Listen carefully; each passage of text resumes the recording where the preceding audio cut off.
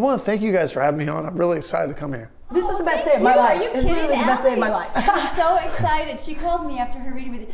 Jen, oh my God, you're not going to believe this. And she's freaking out, like, oh, tell me, you know. And so then I booked my call with them. Yeah, so, and what's cool about the readings is you could just go right into it too.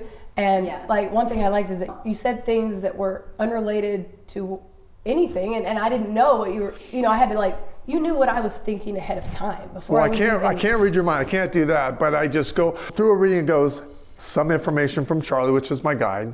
Some information I look as I'm watching a movie play in front of me, and some is from a vibe. And when I'm done with the reading, I say, okay, I got this percentage here, and this percentage here, but it's always different percentages. But as long as I get their information, I'm happy. Well, what was cool is at the end, I don't know if you remember, but at the end you were like, okay, so I'll see you guys in 3 weeks.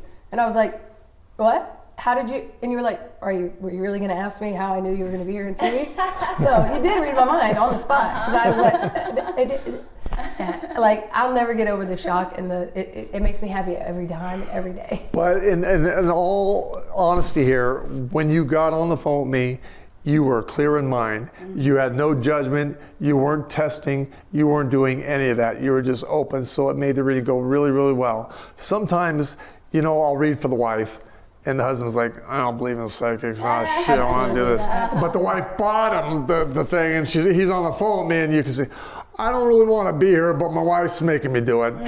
That's a hard read, because they just don't want nothing. You don't want to set up that negative block. You want to just be open and let the psychic do his thing. And you should know within 5 minutes if you got a good one or a bad one. Because in any field, you get a good doctor, good psychic, bad psychic.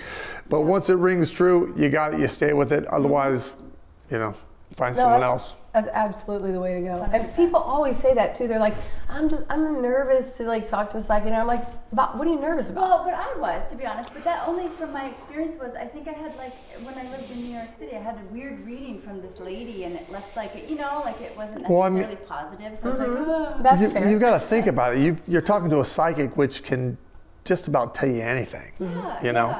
But a lot of times when I talk to them, it'll be like, the person is psychic within their own right, and they'll feel the tide has changed a little bit. They don't know how it's changed, but they feel it's changed, and that's just enough to say, okay, I'll have a reading from Sylvia Browne's son, Chris, right now. It's just enough to get you to do that.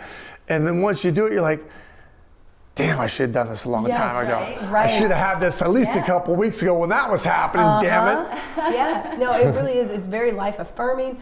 The information itself is important. You want to know what's going on. But just talking to you and connecting to you and seeing your gift and feeling that energy, it really is like, I got off the phone, I still feel fucking fantastic. I mean, I have some readings that